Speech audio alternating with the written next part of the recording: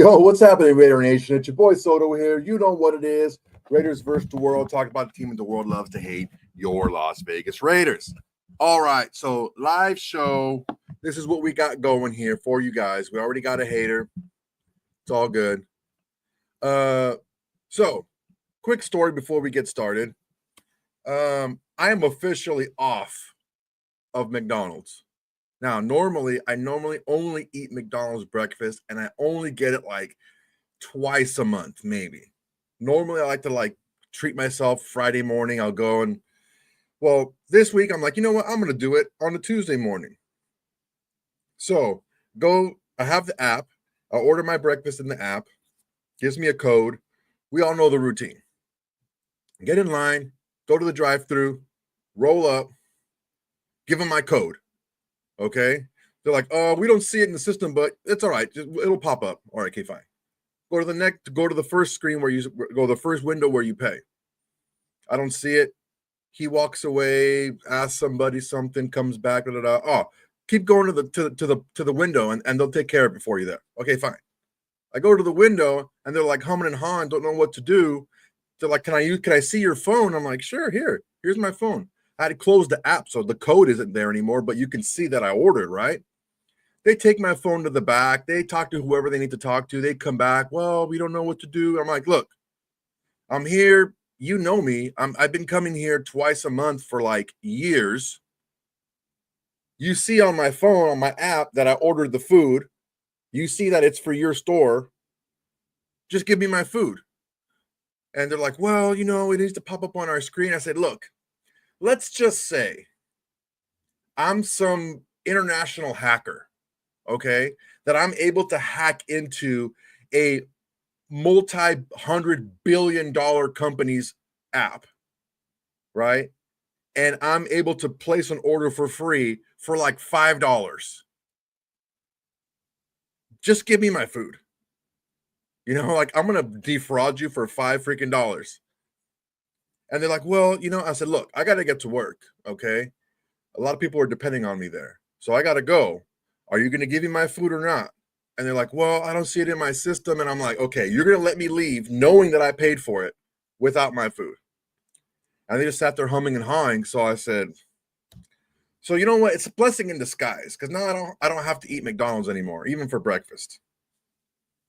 So that's a good thing. Okay. We're going to talk about a couple good things here. But before we do, everyone, please make sure to like, comment, and subscribe to the channel.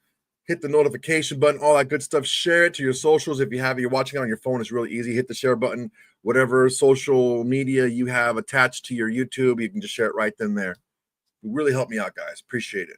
All right. So first thing we want to talk about today. Well, let's go with an overview first. Talk about a new signing, potential new signing. Got a running back who's kind of killing it, not named Ashton Jeanty. Some rookie that's kind of turning some heads during the whole OTAs and minicamp. And we'll get into some media day interviews, just the short ones. The longer ones I'm doing longer form, 10, 15, 20-minute videos on. The short little ones, we're going to listen to them all together right now and talk about these players and where they fit into the Raiders and roster and the team and all that good stuff. And then whatever you guys bring to me, you guys got me for an hour today, baby. So, buckle up that seatbelt and enjoy the ride. Also, guys, if you want to get a topic up and running, the super chats are available. They are open for you guys if you guys have a question, comment, or want to talk about a subject. Okay, let's get started here. Big news.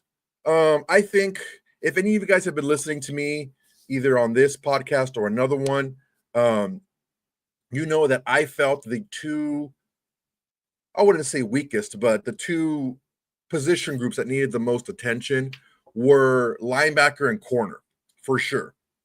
Linebacker, it just seemed like everybody in the linebacking core had something to prove, whereas other position groups had players that were like legitimately them. They were legitimately the guys, right?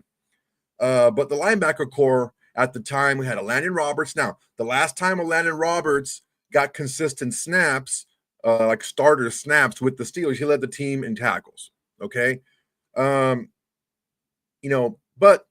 the Steelers did acknowledge they needed an upgrade, and they got Patrick Queen And he's one of the best linebackers in the league. So, yeah, Patrick Queen is an upgrade to Landon Roberts.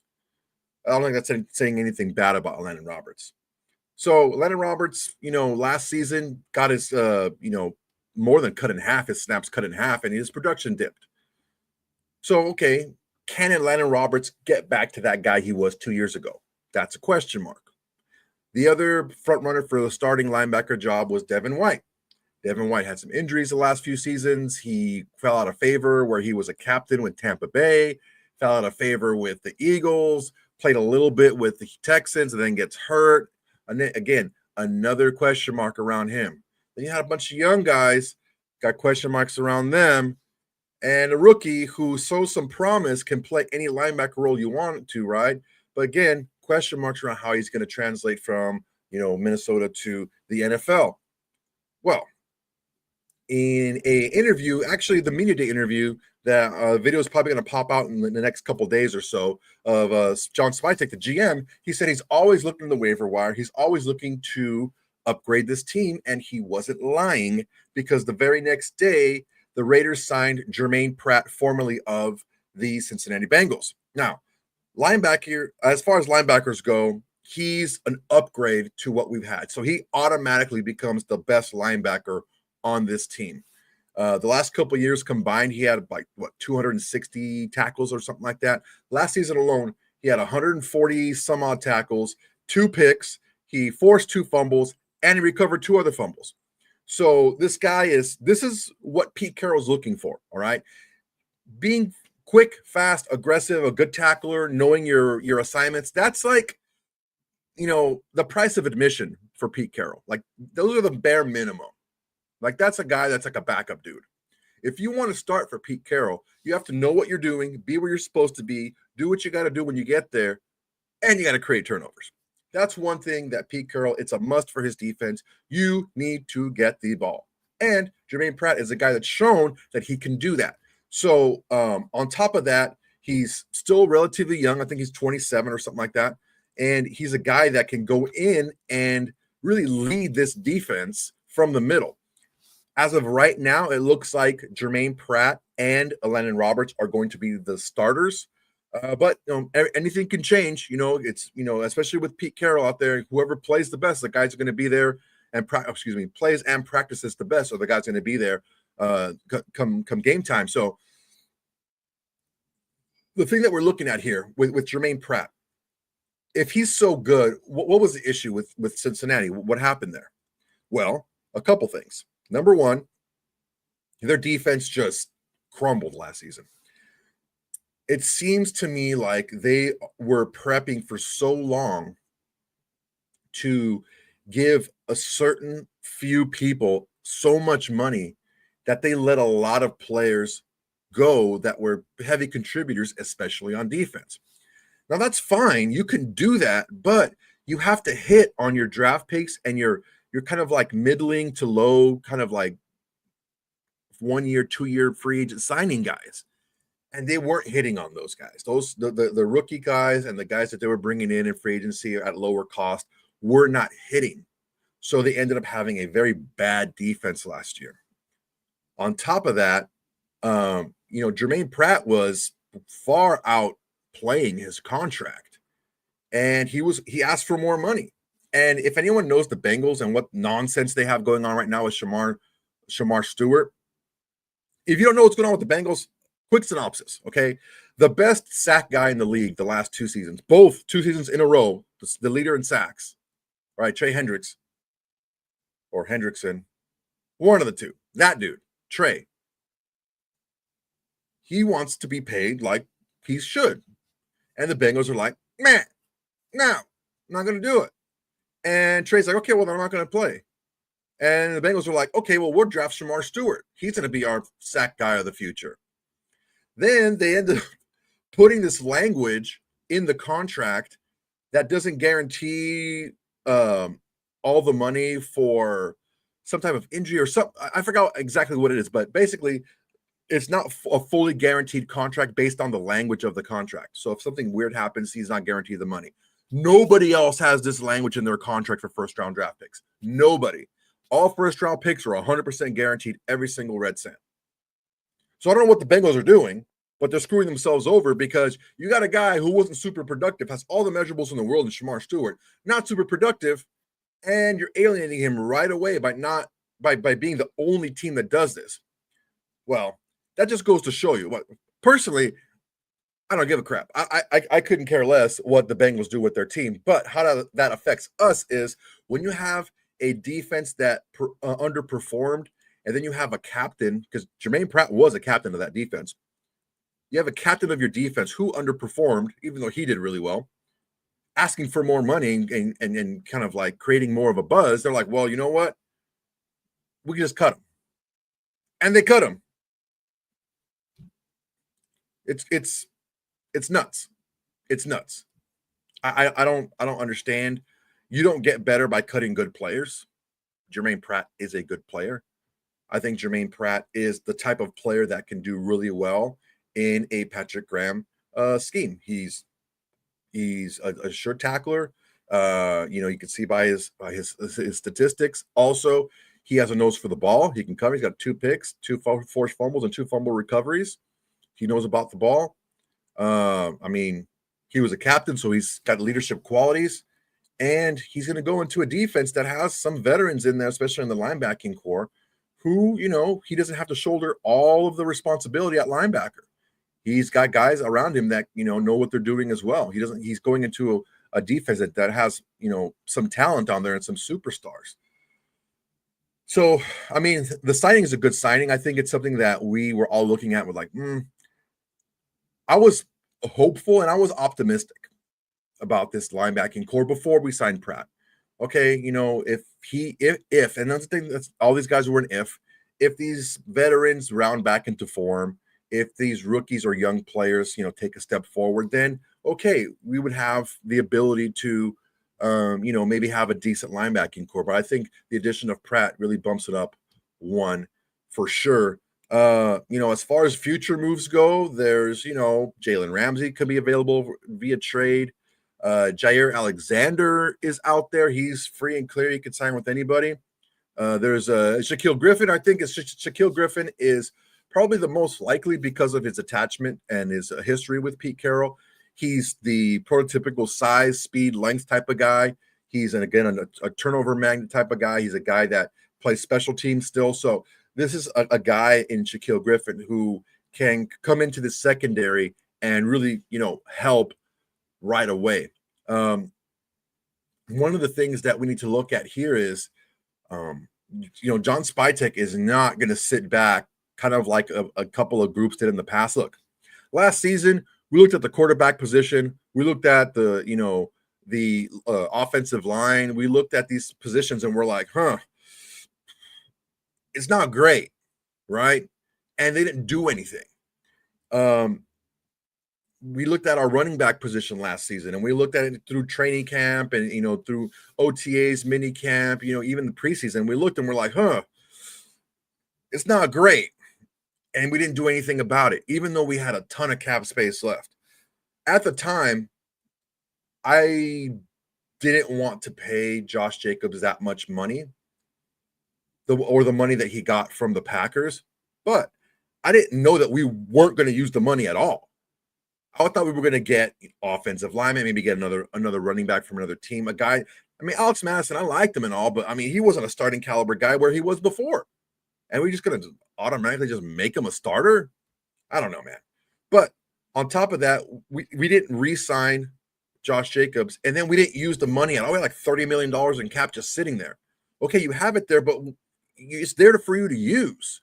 And you had glaring holes in the offensive line. You had glaring holes in the running back position, and that added up. And what spit out the sum was the worst running attack in the league. That is just a lack of foresight by Tom Telesco last season. Those were 2 huge misses. One huge miss was not getting a young quarterback with some ability and talent to legitimately grow into a starter. I don't think Carter Bradley is that, and he didn't do anything for the offensive line of the running back position, and ultimately that ended up probably costing him his job. And you don't see John Spytek doing that. Now, John Spytek did plenty. He signed 3 linebackers, right, with Jalen Smith, okay? He signed 3 veteran linebackers, and he drafted one who has some promise, and he had a bunch of young guys out there. Okay, you can kind of see, okay, you know what? There's a lot of guys. He got 6, 7 linebackers out there fighting for probably 4 or 5 spots. Let's take a look and see what we have here. He didn't rest on his laurels. He didn't say it's good enough. He's like, okay, I have the money to spend. There's guys out there who can help. Who is the best for this team? And he's still adding pieces where they're needed. So that's the great move by John Spytek to not just kind of sit back and just let's see what happens. It's let's kind of like stack the deck in our favor as far as this position group goes and just add more talent and compete. And you guys know that Pete Carroll is all about competing. All right, guys, see what we got going on here. Next up, well, some reports out of OTA's minicamp and all that madness is that there's a running back that's just shredding it up and going crazy, and his name isn't Ashton Jeanty, nor is it Raheem Mostert. His name is Sincere McCormick. Sincere McCormick showed a flash last season. Unfortunately for Sincere, he just can't stay healthy. Hopefully, he's able to, with a more with a reputation of being able to do some things in the NFL, and also, you know, maybe a diminished workload, he's going to be able to stay healthy. What was kind of a bummer for Sincere McCormick is he went from being in the practice squad to basically getting starter snaps, and you know he gets hurt. So he's coming back from injury, and we'll see, because he's been turning some heads, not only running the ball but also just looking quick and fast, and also catching the ball out of the backfield. It seems like he's a guy that can be a dark horse to make the team at running back. So he's really turning some heads, and again, Pete Carroll doesn't care about your reputation, man. He wants you to perform on the practice field, and that's really how you get your snaps in the game with Pete Carroll, is you show it in the practice field first, and he'll give you the opportunities if you show that you can practice hard and you can be a good teammate. So Sincere McCormick, coming out of minicamp, reports that he's really doing well. All righty. Next up, a guy that probably one of the more intriguing draft picks for me, and kind of a head scratcher. When I watched his tape, I saw a little bit of kind of, I wouldn't say negligence, but just not the attention that they should have put on this player. And the way they used him was it just lacked creativity. And the person I'm talking about is Dont'e Thornton, 4th round wide receiver out of Tennessee. Dude's freaking massive, 6'5", 210, 215. He's the tallest player ever in NFL history to run a 4.3 40. He has good hands. He can run routes. I watched videotape. I'm listening to the beat writers and reading their stuff, and they're like, dude, he looks great out there, and he's really impressing out there. And he's got a kind of a nice relationship building with Geno Smith, and they both talked about that, about how he's open, and one of the things that we looked at one of the things that I saw, if you guys watched the video on that I did on Dont'e Thornton, his draft video, his kind of breakdown of his play, I mean, whenever he wasn't double covered, he was open. Now, if the quarterback threw him the ball was another thing altogether, but single coverage, he was always open. Always. I'm talking every single time he was single covered, he was open. So if the safety did not commit to doubling or rolling over the top of Dont'e Thornton, he was open. So anytime he was one-on-one, he should have gotten the ball. Well, that goes to show you, out of his 26 catches, he had like 25 yards a catch, or more than 25 yards a catch. Led the nation, okay? Also, out of those 26 catches, he had 6 touchdowns. So for you math majors out there, that's damn near 25%. So 1 out of every 4 of his catches went to pay dirt. And this is a guy that can play a similar role with the Raiders, but I also think that Chip Kelly is a little bit more, progressive. He's a little bit more creative to be able to get Dont'e Thornton the ball more often, not just on posts and go routes and stuff like that. He's shown that he can run routes. So if he can show the ability to break off routes and create separation with his route running ability, that's going to be extremely difficult for other teams, because look, you got Dont'e Thornton out there on the outside, right? And let's say you have to roll a safety over the top, because you probably do anyway. Okay, there's that. Well, you also have Brock Bowers out there. Brock Bowers, you have to double, because he's shown that no matter who you put on him, he's going to get open, right? Well, you also have another guy in Ashton Jeanty who's shown that he's an explosive player out in space. He's tough to tackle. He's super fast and shifty, and he can run routes as well. 2 years ago, he led the nation in receiving yards out of the backfield. So you have three really big mismatches out there if those three are available. Now, that's not even talking about a 1,000-yard receiver in Jacoby Myers, who can play on the outside, play in the slot, whatever. That's not even talking about Trey Tucker, who is a blazing speed and is one of the guys that's shown a lot better route running ability. That's not even talking about Jack Besh, who is a freaking tank and hard to bring down in a yard after catch machine that doesn't drop balls. A lot of things here. A lot of things that we have been missing on this team.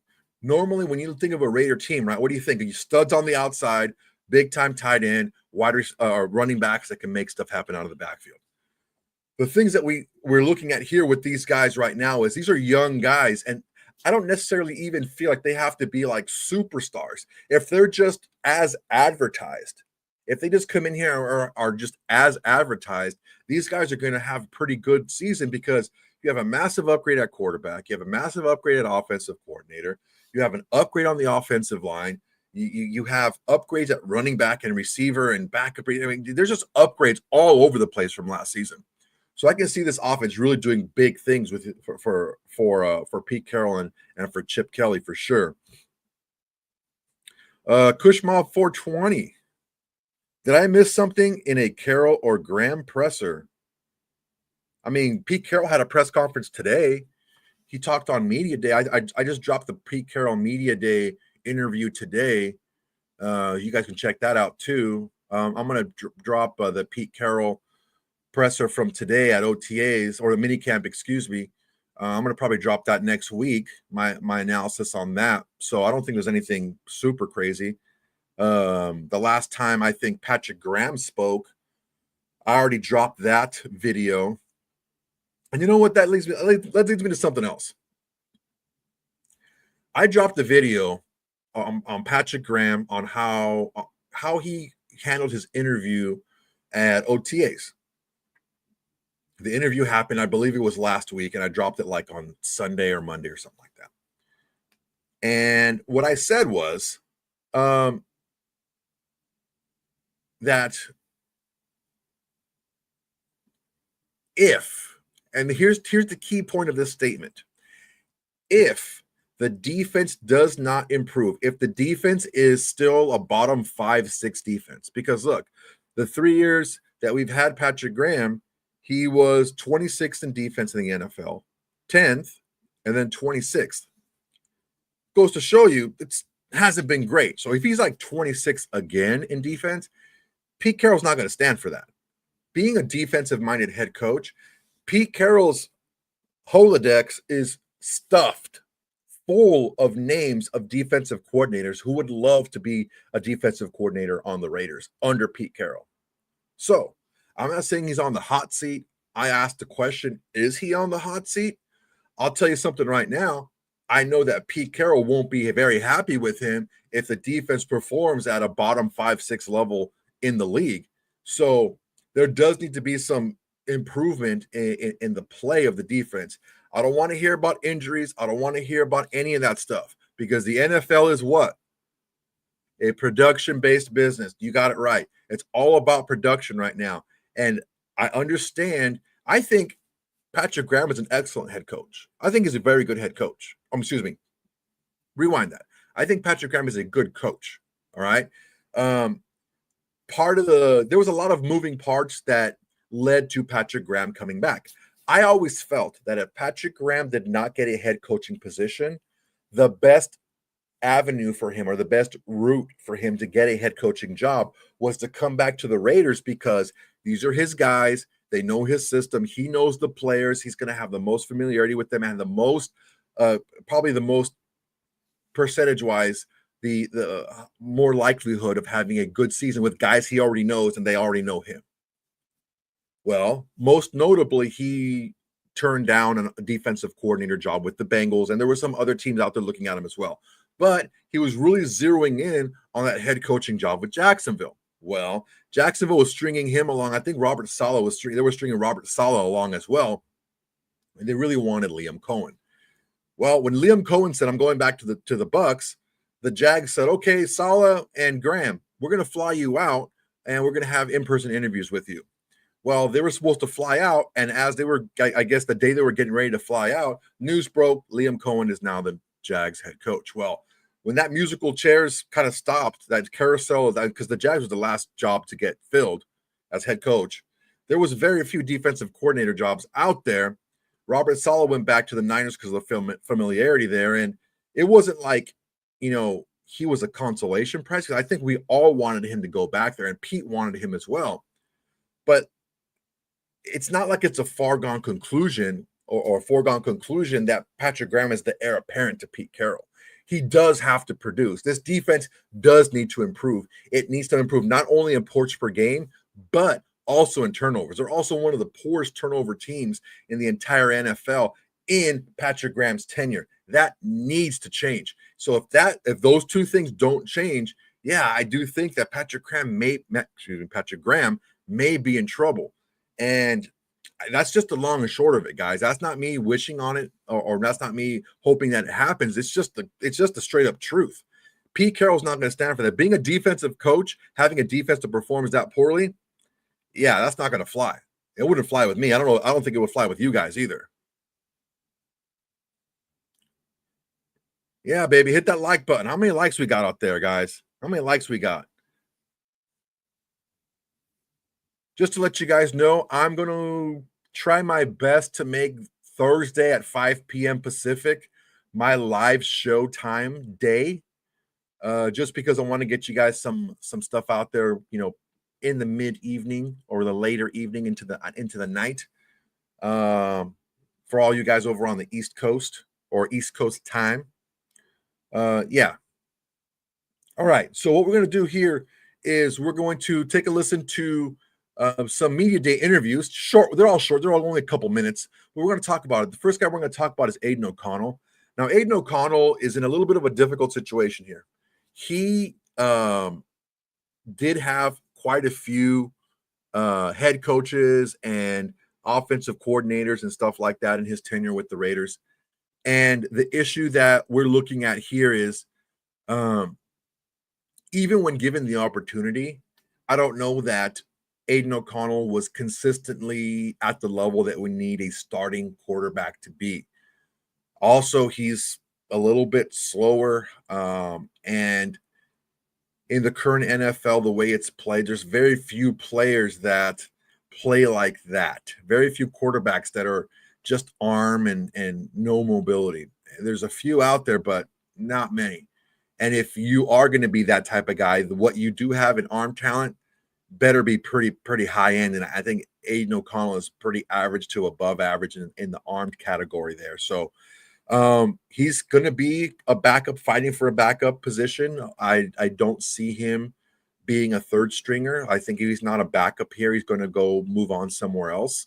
I like Aidan O'Connell. I liked him from the very beginning when we very first drafted him. I thought that he was a high-end backup, a guy who can spot start for you and give you some good snaps.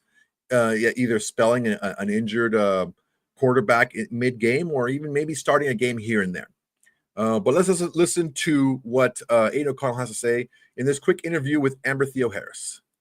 Welcome back to Raiders Media Day here with Aidan O'Connell. And Aidan, it must just feel good to put the uniform on again here in your third year. Are you excited to be back in the building, in the mini camps, in the OTAs, and really get started? Yeah, very exciting. It's weird. The season feels like it just ended, but also feels like a long time ago. And so I'm excited to put the jersey back on. Obviously, it'll be a little while till we start playing in it. But, it's been a great offseason so far. The team's been, working hard over the last couple months, and I got this last week to close it out.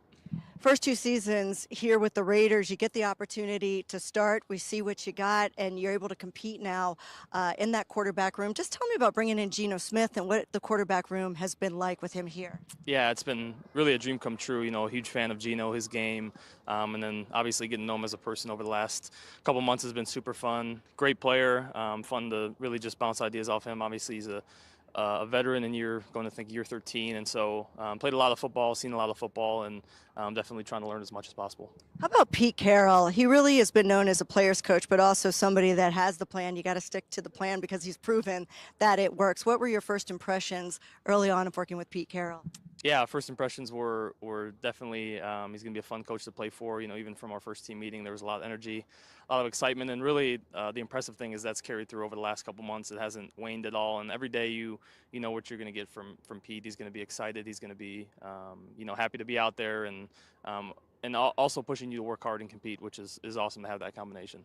We know, of course, in that receiver core, it starts with Brock Bowers, who's really a tight end, but he's really a receiver. You can throw the ball a lot to him, Jacoby Myers, Trey Tucker. But then some high draft picks as far as the Raiders are concerned with Jack Besh and also guys like Dante Thornton. What have you seen from some of the rookies early on? Yeah, it's hard being a rookie. It wasn't too long ago that I was, and you're trying to, especially here in OTAs, you get drafted by a team, and a week later you're on the practice field, and so you try your best to try to absorb as much information as possible. So those guys, Dante and Jack, are doing a great job of trying to learn as much as possible, taking the coaching. You're going to get coached hard when you first get out here, and just trying to get better every day. And I think those guys both are hard workers that are determined to work hard on their own without being told what to do. And so when you have guys like that, you got a chance. Do you look at Thornton, a 6'5" guy that runs a 4.3 40, and say, okay, maybe we could stretch the field a little bit with that? Yeah, I think so. Yeah, he's almost like a creative player. It's pretty impressive to watch. So having guys like that is, it makes our job a lot easier.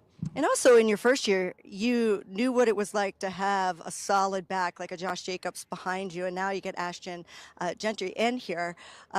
Having him, what do you think he will add to the offense as far as exactly what Pete Carroll also wants to do with Chip Kelly? Yeah, obviously Ashton's an impressive player. It's been obviously fun to watch him in his college career, and then it's been impressive to watch him over the last couple months. Really, he's very intelligent, kind of understands what we're trying to do already, which is again very impressive for a young guy. And yeah, we're leaning on him hard to do a bunch of different things, but I think he's up for it.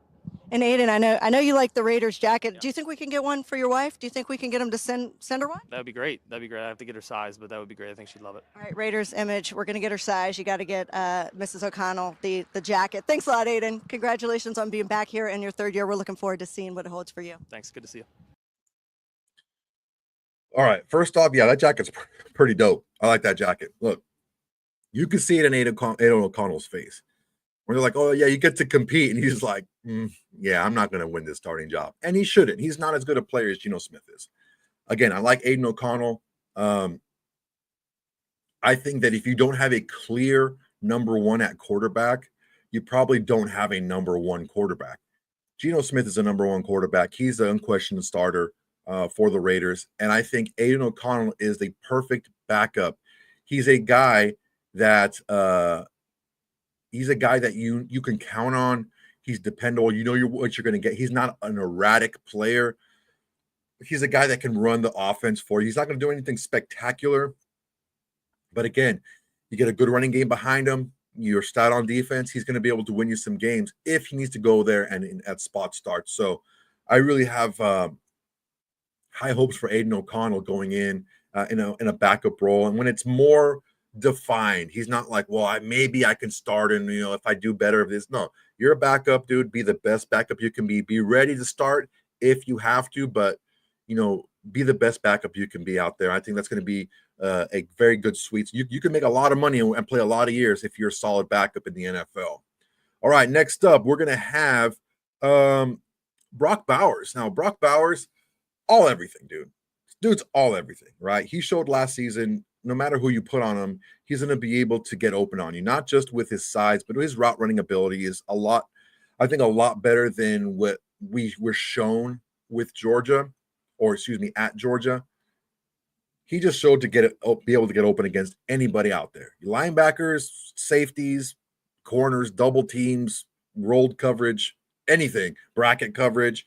He gets open and he makes plays down the field. So, there's not really a question mark as far as Brock Bowers goes. The main thing with him is just building on what he's done in his rookie season. And do I think he's going to have a more productive second year? I do, because I think that as big of a percentage of the offense that he was last season for the Raiders, the offense itself wasn't that good.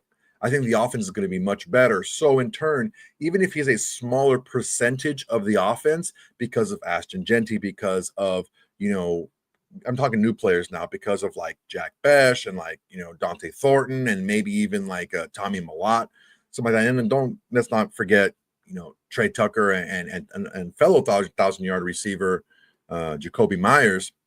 Even if with all these new weapons and a better quarterback out there and a better offensive coordinator, you're going to have the ball spread around more. The offense is also going to be much better. So even with that kind of like diluted production, the production itself as a whole is going to be better. So I think he's going to have a lot better season this season as well, especially as far as touchdowns go. I think he needs to really add to that touchdowns. So actually, Amber Theo-Harris spoke with Brock Bowers as well, and let's take a listen to that. Y'all. Back here at Media Day with Brock Bowers. And Brock, I just saw you running through brutal, all of the pictures and the motions. Do you, in your mind, think, okay, this is going to be on Monday Night Football, or this is going to be on? You do think that in your head? Not really. I mean, I'm just over there just doing whatever they tell me to do, and I don't know. It's kind of funny when it ends up on those things because you're not really thinking about it now. But then you see, and you're like, oh, I remember that. Well, after last year, were you like, oh shoot, I should smile, or I should take that more seriously? Because like everybody sees it when I announce Brock Bowers, Georgia. Yeah, no, definitely, definitely. I mean, you see that, and I was like, what was I doing, like, at that point? But, I mean, I know now it's like, it's this day, so it's pretty funny. Tell me a little bit about your recent personal success at walking across the stage, getting your degree. A lot of people would not do that after such an amazing rookie season, but why did you do it?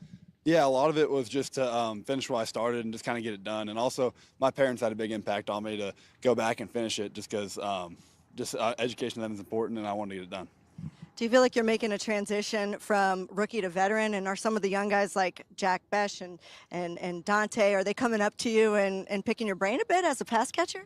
Yeah, a little bit, because it's a big adjustment coming from college to the league and the playbook and everything like that. So just trying to get them accustomed as quickly as they can, and it's really going to help the team. How fun is it to catch passes from somebody like Geno Smith, a Pro Bowler? No, it's been awesome.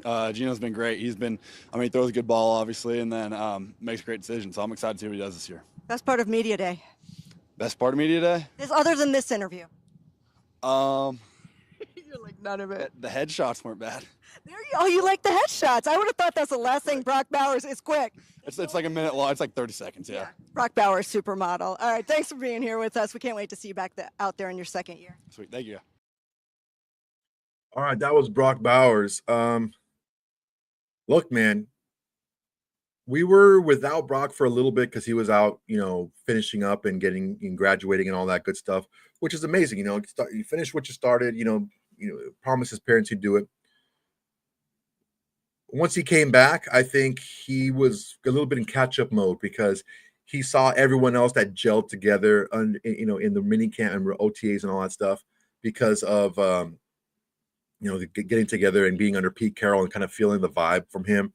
He came in a little late, but he was like, I got to get back up and get him running and get even with the rest of the guys. And you really saw the reports of the offense clicking a lot more when Brock Bowers came back. You heard a lot of these like, well, in the throwing drills, the defense won this day or the offense won this day. Well, once Brock Bowers got back, it was tipping a little bit more on the offensive side. And you know what, with all the new players on defense, yeah, you kind of thought that was going to happen a little bit. Plus, it's a little bit of I don't want to say it's a tilted in the offense's favor, but, you can't blitz. You can't really, show a lot of, sophisticated packages defensively. You can't sack the quarterback, stuff like that. So it is tilted a little bit more on the offense. So I'm not super concerned right now. But yeah, the offense did look much better with Brock Bowers out there. And that's what I've been saying, man. You got these guys, you got mismatches, and that's what you're looking for here. One of the things that I really liked about what this regime is doing is they're not afraid to have to coach players up that have a lot of talent. That was an Al Davis thing. He wanted to get the most talented players out there. I mean, it's a thing where people say, oh, he wants just the fastest guys. Well, oh yeah, but he wants the most talented players out that he can get because we're going to coach him up. But you can't. You get the most talent out of your players through great coaching, right? But you have to have the talent first to be able to get it out of a guy. So he wants talented players, and he's going to go ahead and coach them up from there. I think that's what we're doing here with a lot of these position groups that we're trying to upgrade from previous seasons for sure. A wide receiver is one of them. All right, guys, let's see what we got going on here. So that was Brock Bowers, and we're going to take a look at Raheem Mostert. Now, Raheem Mostert is another interesting guy because we were talking about this in previous videos. Raheem Mostert 2 years ago scored 21 touchdowns in that Mike McDaniel's offense. I wouldn't say about half of those were receiving touchdowns. Great guy in the screen game, super explosive. He was a freaking track stud. He won like the 100, the 400, the 4x1. Like he won all these state championships in high school. This dude is a blazing, like he was like 4.29 or 4.340 or something like that. Super fast. He's not quite as fast as that, but like if you're a 4.340 guy, now you're running 4.4, you're still really fast. And that's what he is. Last season, he had a little bit of a dip in production. I will say this. The dip in production is primarily due to injury. Last season, he had a cracked sternum. And I suffered a cracked sternum myself in an automobile accident, and it was brutal. Like, I couldn't even take a deep breath and without feeling like my chest was going to just split apart. Sleeping was brutal. Everything was brutal. And because it's your sternum and you're taking hits still as a running back, it was never really allowed to heal. And he didn't allow it to heal the entire season. And, it was rough for him. It was a rough go last season. I think that if he's anywhere near what he was 2 years ago, being healthy now with the Raiders, he's going to be a huge get for us. Because Ashton Jeanty is going to be the bell cow back. He is going to be the lead back. He's going to be the guy that's going to get the most carries and the most looks out of the backfield. But how great is it to have your second string running back be a guy who scored over 20 touchdowns in a season before and still has some juice left in the tank? It's a lot of good stuff, man. I'm really excited about this offense with Chip Kelly and how he's able to use multiple backs. Last season, Chip Kelly had 2,000-yard rushers, and they had also very productive years out of the backfield catching the ball as well. Okay, let's listen to what Raheem Mostert had to say. Back at Media Day with Raheem Mostert. And Raheem, I've covered you for so long in the NFL. It's great to see you in the silver and black when you put that on.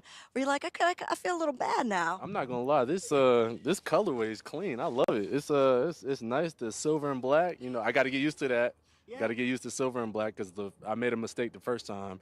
I said black and silver. No, you can't. You can't I say did that baby. too, and I was corrected very quick. Yeah, I was over on social media, so I gotta be careful now. So it's silver and black. I'm learning, but I love the colorway. I love this whole place, man. It's honestly a blessing to be here.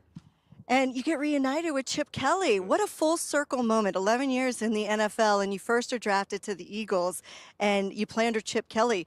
What can you tell us about him as a coach and a coordinator? Yeah, obviously I've spent a lot of time away from him, but we've always stayed in contact, even when he was in UCLA.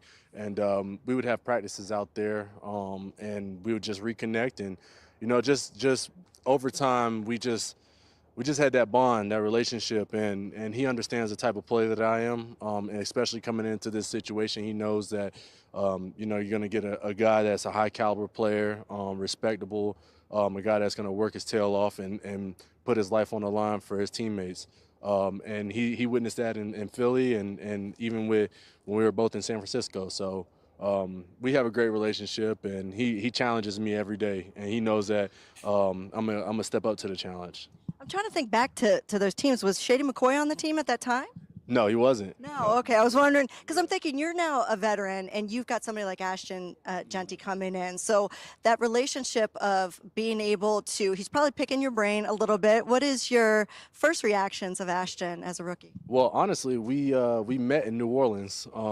We both have the same marketing agency, and so we got a chance to meet each other at the team party, the marketing party, and it was cool, man. Just sitting down, talking to him about, what to expect, him being a first rounder, and everything that goes with it, but also, come in and work hard no matter what. Keep doing what you've been doing. And he understood that. And especially, now with the rookies here, we got a chance to see them, practice with them, hang out with them. be in the meeting rooms with them, and he's just soaking up every information that he possibly can. And I told him early on, hey, you got to be a sponge in this league, and that's the best way you could go out there and perform at a high level, and that's what he's been able to do thus far. Give Raider Nation a little glimpse of, without giving the playbook, of how we're going to see that 1-2 punch to really bring a Chip Kelly offense who loves to run the ball to light. Yeah, absolutely. You know, I try to tell everybody, they're like, hey, how's Ashton and your chemistry gonna be? And I say, hey, look, he's gonna take majority of the reps. That's fine with me because he's a younger guy. He's a first rounder, and I'm a little bit older, but at the same time, I know my place. I know where I stand, and I just want to make an impact as best as I possibly can. And we're both going to do that. We're going to fly around. We're going to have fun, and they're going to put us in a position. Chip's going to do a great job putting us in position to succeed. And that's up to us if we want to accept that challenge or not. And Raider Nation, one thing you don't know about this man, he was offered a contract by Billabong at 14 to be a pro surfer. Yes. Why not go into that? Damn. That seems pretty cool. I wanted the educational side. I could have traveled the world and learned, different cultures, but coming from my background, I wanted to be the first person to graduate in my family, and I was able to do that. So Instead of shredding in Australia or something, you just decided you were going to actually get educated. I like that. Yeah, chase my dreams. But hey, it put me in this position. I'm here at the Raider Nation. Ended up in the NFL with a brilliant career. Hey, thanks so much for joining us. Welcome to Raider Nation, and we're excited to see what you do here in year 11. Thank you. I appreciate it. Hey, let's go. Let's do this. Hey, go And we're Raiders. gonna go surfing, and we longboard. So we're both gonna longboard. Longboard surf. In Vegas somewhere. We'll find it. Lake Mead. Lake Mead. There we go. Back to you guys. All right. I'm pretty excited about this because we've seen, so this is not like a pipe dream. We don't have to squint to make this happen. You don't have to squint your eyes and be like, well, if this goes right, if that goes right. No. Chip Kelly has been known to have good running games, to use multiple backs effectively. You get two guys. Sorry, I got distracted here. Raheem Mostert, the real Silver Surfer? Maybe. Well, you get two guys who have all the ability in the world. Raheem Mostert, he's not this punishing back that you give the ball to 25, 30 times a game. That's just not who he is. I think with A-Chain getting hurt a lot in Miami, it kind of made him go out there and have to carry the ball more than I think that even the Dolphins wanted him to touch the ball. And that may have caused him to get injured early in the season. But like he said here, he's not going to be the bell cow back. That's going to be Ashton Jeanty. He's the thunder guy. He's the stockier back. He's the bruiser. He's also quick and fast as well. But you get Mostert out there to do a lot of. I mean, there's going to be a lot of times where both of these guys are on the field at the same time, and I think that when you have two guys who can do similar things but in slightly different ways, it's very difficult for a defense to prepare for two guys like Jeanty and Mostert. Now, it's not going to happen a lot, right? They're going to be on the field all the time together, but you can have some packages where you kind of do a goal line thing where you got two guys who can attack either corner of the end zone, equally. So it's all about just keeping the defense on their toes and keeping them guessing, but also having the talent to back it up if you do make the call, because you have the best coaches out there in the world. If you don't have talent on the team, there's a ceiling of how good they can be. When you have the talent of the Mostert and Ashton Jeanty, you're going to see a lot better things from this running back room that we've seen in quite some time. All right. Next up is Trey Tucker. Now, Trey Tucker, I have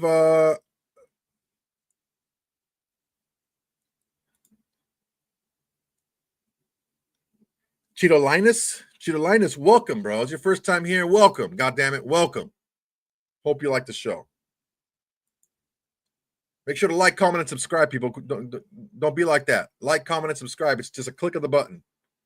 So look, one of the things that we need to look at here with Trey Tucker is I've been a little bit more, I don't want to say hard on him, but I've been a little bit more stern with Trey Tucker because he didn't have a very good season last year. I think he was probably one of, if not the worst receivers in the NFL in the percentage of routes run per targets. That goes to show you that he really wasn't getting open a lot, because if he was getting open with his speed and ability, they would have thrown him the ball more. So those are some things that he really needs to work on now. He did he did do a better job of catching the balls that were thrown to him because, famously he had that LASIK surgery, right? Which is good, man. But the thing that we need to look at here with Trey Tucker is he's going to be another weapon down the field for this team, and also maybe even get a chance to handle some balls in the screen game as well. We don't know, but definitely he needs to get a little bit better at creating separation. Now, he is a good route runner, but it's just about getting that explosion out of your cut, out of your break. Because look, when we hear reports about Dante Thornton, who's like, 7 inches, 8 inches taller than Trey Tucker and the same speed, or if even a little faster, yeah, it's going to be tough to kind of balance that out. Like, okay, you got a guy who's a deep threat and another guy who's a deep threat, but this guy is 7 inches taller and just as fast. Yeah, right. Who are you going to want to throw the ball to, right? So, okay, look, it's a pivotal season for Trey Tucker. I like him a lot. I think he can bring a lot to this offense. But again, production over potential any day, right? Can we all agree on that? Potential is great, but production is better. Okay. All right. Let's take a listen to Trey Tucker here with Amble Theoharis. Here we are, Media Day with Trey Tucker, now entering his 3rd year with the Raiders. And Trey, I do appreciate you were done for the day. You were shirtless. You actually put a shirt on to do this again. We really appreciate the effort. Thanks for being here. Are you excited just to see everybody in the media and do all this again? I am. This is always a fun time of the year. It's been flying by. This is my 3rd one. And, kind of seeing everybody down here, on the same floor together at the same time. It's always cool. Talk to some people and shoot some new shots and get your pictures for this year. How different is it in year 3? Because I feel like year 1 is a whirlwind. Year 2, you go, okay, I think I got it. And then year 3, what's your mindset? It's almost to the point where it's like you've got everything down. Like there's really no curveball. So you know what to expect. You know what's expected of you. You know how to operate within the building, without the building, and stuff like that. So for me, that's all it's been. Like you said, year 1, whirlwind. Year 2, you kind of think you got it. And then year 3, it's like, okay, I got it. And then you just continue to keep doing that year after year.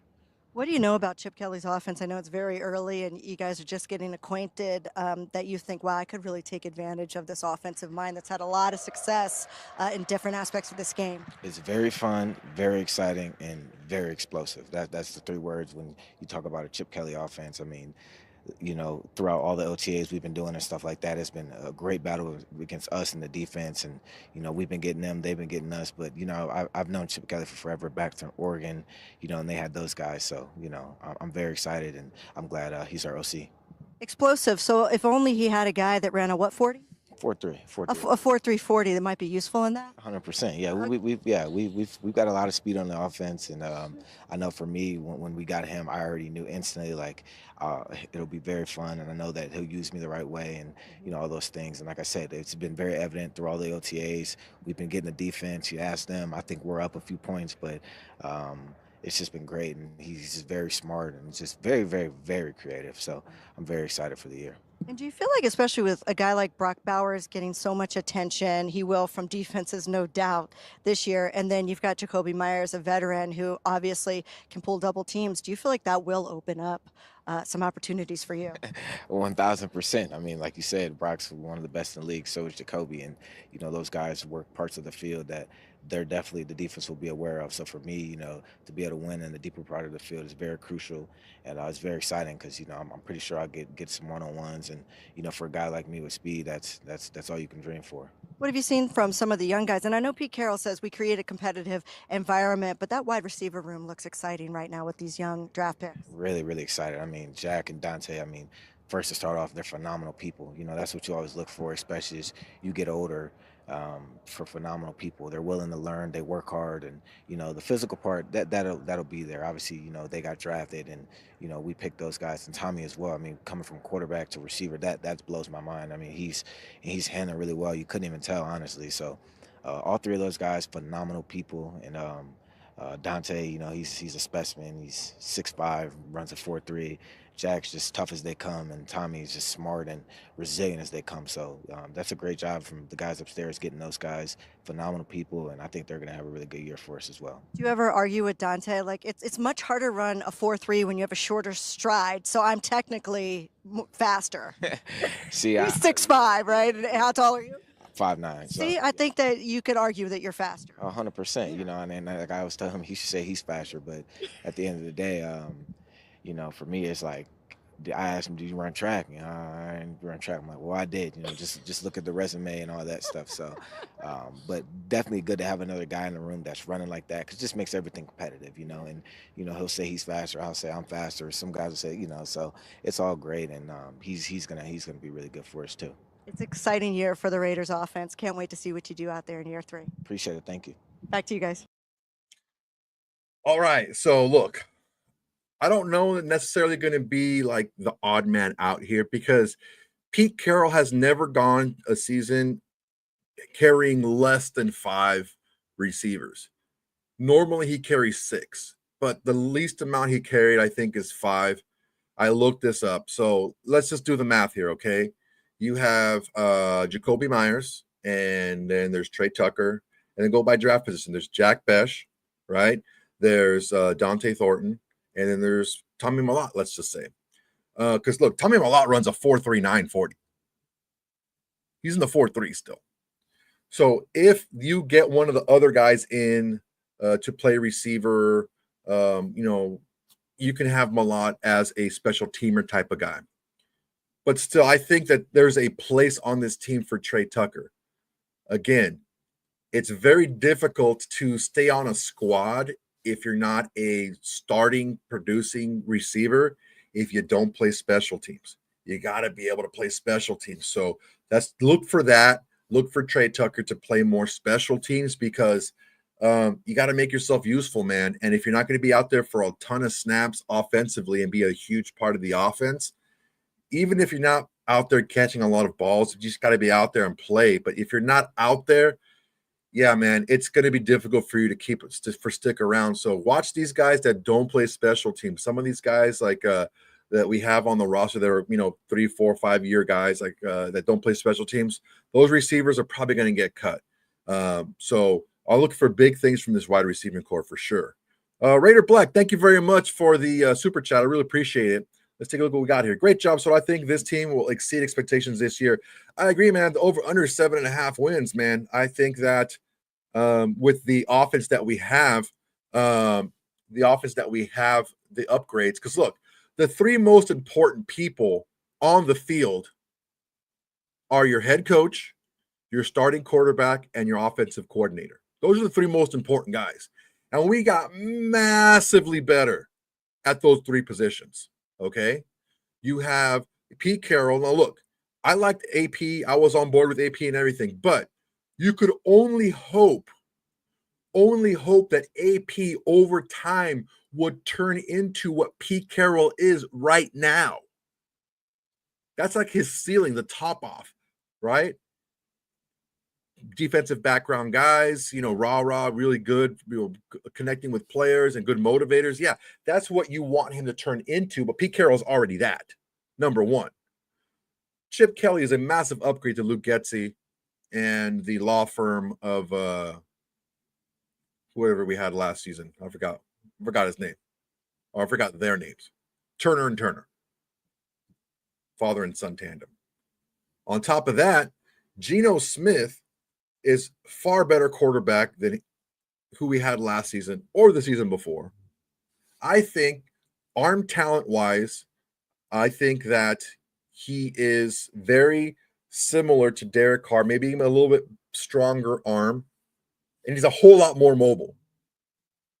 And I think with that, we could see probably, I don't think that we had as good a offensive coordinator in the Derek Carr era than we have right now.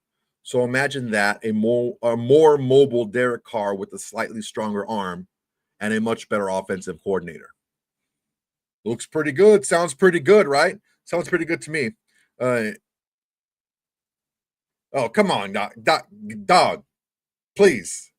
I live in reality, okay? I don't know if you were here when we took a listen to Aidan O'Connell's interview. They're like, yeah, you get to compete for a job. And he's like he knows he's not going to win the job. So Kelly's a huge upgrade at OC. Geno's a huge upgrade at quarterback. Pete Carroll's a huge upgrade at head coach. Look, we were in a lot of these games heading into the 4th quarter. and we let a lot of these games slip away because we just couldn't move the ball. I don't think that's going to be an issue this season. I think that with not only the players that we got coming in, but the players we got coming back from injury on defense, should be a lot better things coming for Raider Nation. All right, guys, I really appreciate it. That's going to be my time for today, man. Hey, Raider Black, I appreciate the super chat, man. Thank you very much. I really appreciate it.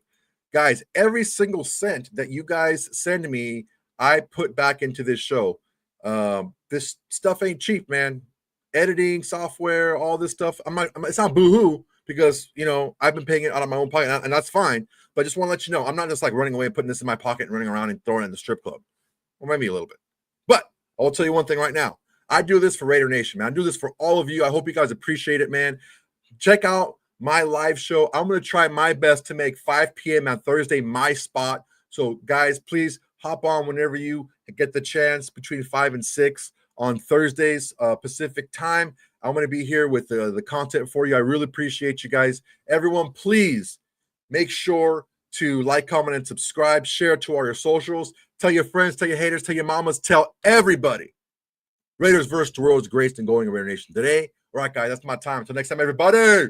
Peace.